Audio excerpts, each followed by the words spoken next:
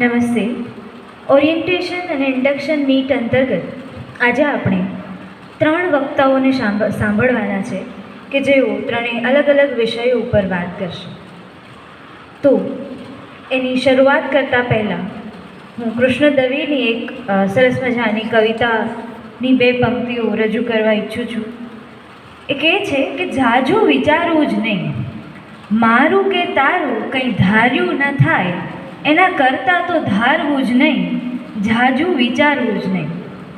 રહેવા મળે તો ક્યાંક તરણાની ટોચ ઉપર પળભર પણ ઝળહળ થઈ રહેવું, વહેવા મળે તો કોક કાળ મીંઢ પથ્થરને ભીંજવવા આર પાર વહેવું, આવી ચડે એ બધું પાપણથી પોખવું ને મનને તો મારવું જ નહીં, ઝાઝું વિચારવું જ નહીં.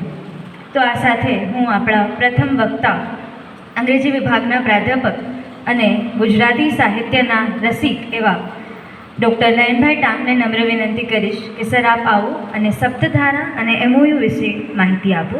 ડૉક્ટર નયનભાઈ ટાંક. નમસ્કાર, સુપ્રભાત, જય સિયારામ.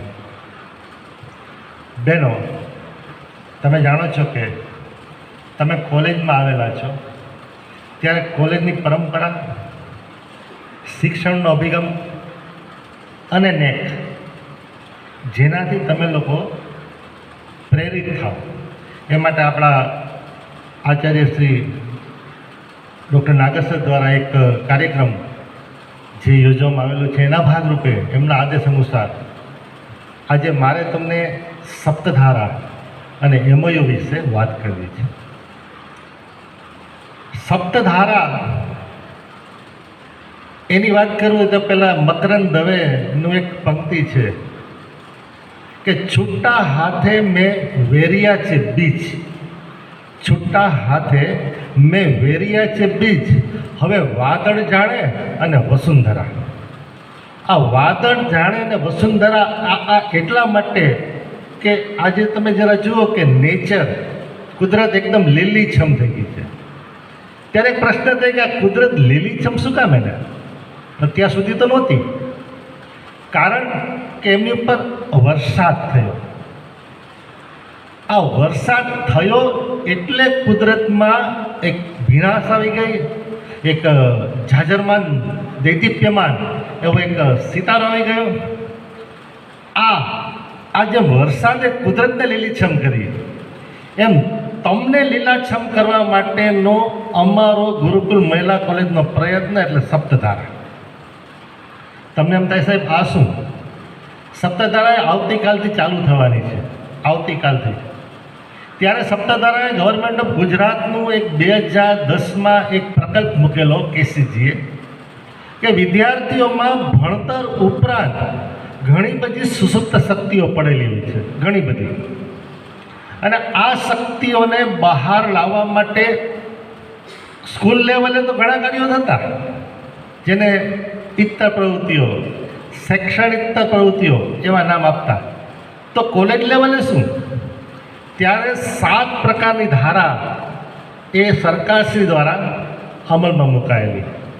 તો એ 7 ધારા છે જે એમાં અલગ અલગ હેડ્સ છે, અલગ અલગ એના ટાઇટલ છે.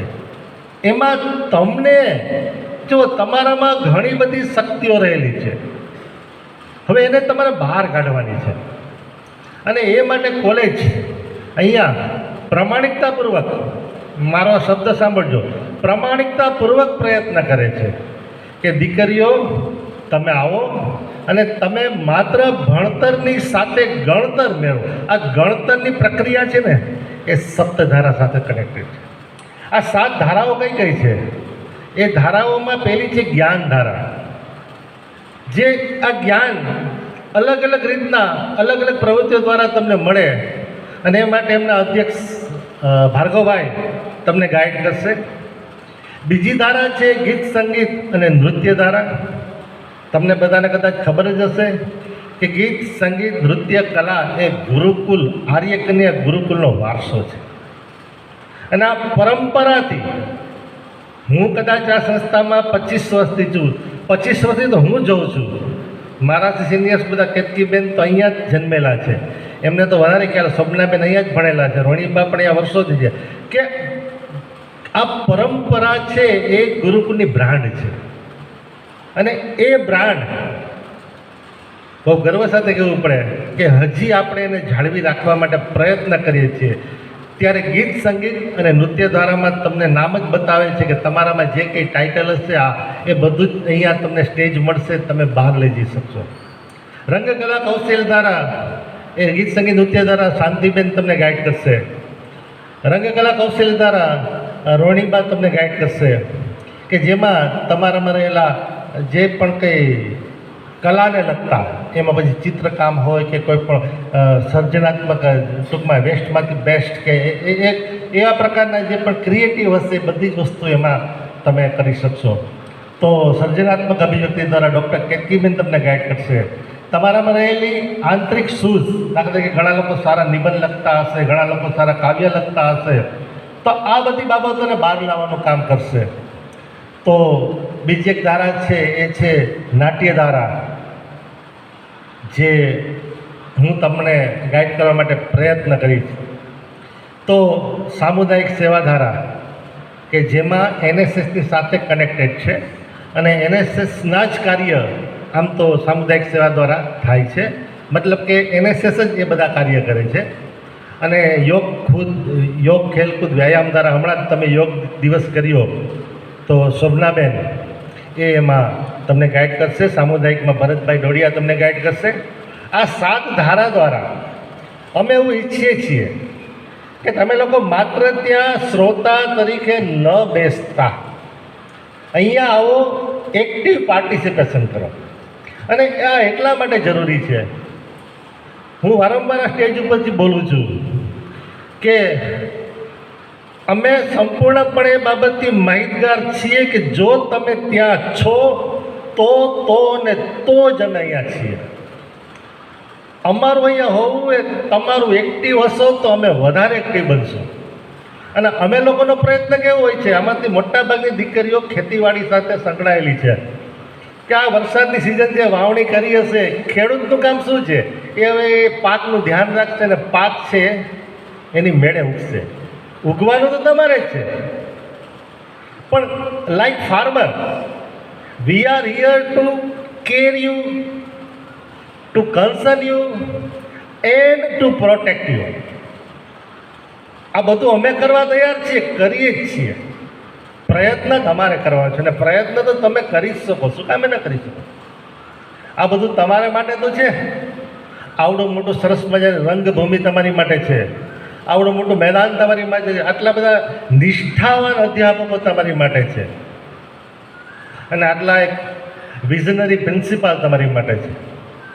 આ બધું તમારી માટે છે, કરવાનું તમારે છે. અને એ માટે આવો, આપણે બધા આવતીકાલથી એ સપ્તધારામાં જોડાઈએ. એ સ્ટડી સર્કલ પણ પેરેલલ ચાલશે. સપ્તધારાની સાથે એક સપ્તધારા હશે, એક સ્ટડી સર્કલ હશે. દરેક ડિપાર્ટમેન્ટ એની માહિતી તમને આપી હશે. અને એમાં સરની એક વાત સાચી છે, સર કહે છે કે ભાઈ એનઈપી શું કહે છે કે મલ્ટીડિસિપ્લિનરી. તમારો એપ્રોચ કેવો જોઈએ? મલ્ટીડિસિપ્લિનરી. મતલબ કે દરેક વિદ્યાર્થી કાંઈક ને કાંઈક બીજા ડિપાર્ટમેન્ટમાંથી પણ શીખે.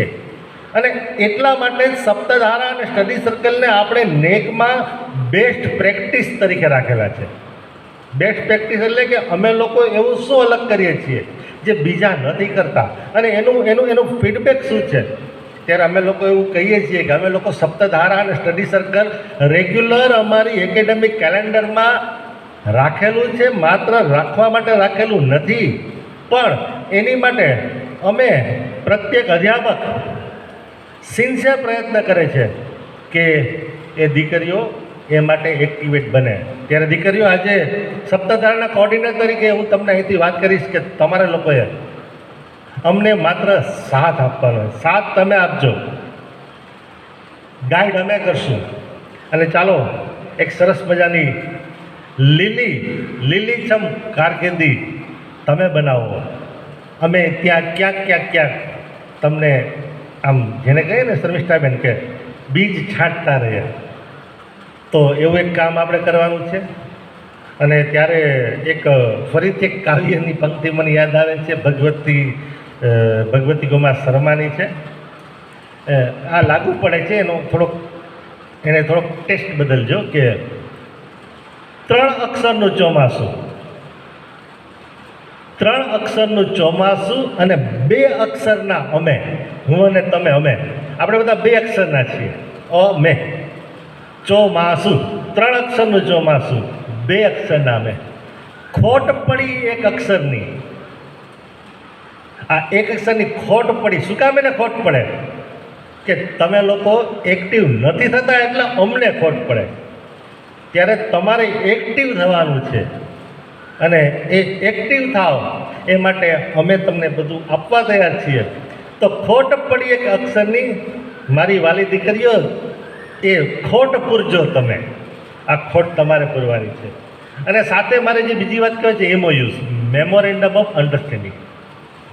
લગભગ નેકના ક્રાઇટેરિયાને ધ્યાનમાં રાખીને લગભગ 21 જેટલા MOUs આપણે કરેલા છે.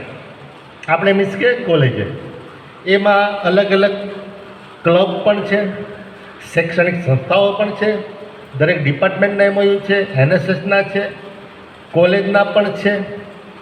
આ MOUsનો મૂળ હેતુ શું છે કે વિદ્યાર્થીઓ માત્ર પોતાની કોલેજ ઉપરાંત બહારની સંસ્થાઓ, બહારની ક્લબ, એમની સાથેના સંપર્કમાં આવે અને કાંઈક શીખે. એ લોકો અહીં આવીને વ્યાખ્યાન આપે અથવા તો આપણે ત્યાં જઈએ અને એ લોકોનું પણ એક સ્ટ્રક્ચર જાણીએ, એ લોકોની પણ માહિતી આપણને મળે.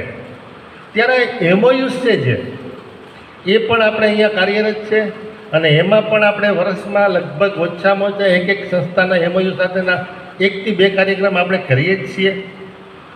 તો બહેનો, આ સપ્તધારા, આ MOUs એ અમારો એક, જેને કહી શકીએ ને, અનન્ય પ્રયત્ન છે. અને હું એટલા માટે ગેરંટી કહું છું કે ગુરુકુળ મહિલા કોલેજ ગુજરાતમાં એકમાત્ર કોલેજ હશે કે જ્યાં આ કાર્યક્રમ પ્રમાણિકતાપૂર્વક આપણા આચાર્યશ્રીના નેતૃત્વમાં ચાલી રહ્યો છે. અને એ એટલા માટે જ, ફરીથી રિપીટ, એટલા માટે જ કદાચ તમને ન ગમે કે છેલ્લો લેક્ચર છે, ભાગાભાગી કરતા હોય, ક્લાસરૂમમાં બેસવું ન ગમે, એમ થાય કે આ કોલેજ છે કે શું છે, પણ ના, આ વસ્તુ એટલા માટે છે કે તમારામાં કાંઈક ને કાંઈક એવું તો રહેલું જ છે કે જે તમને ખબર નથી અને એને આપણે બહાર કાઢવાનું છે. અને બહાર કાઢવા માટે સપ્તધારા અને MOUs મદદરૂપ થશે.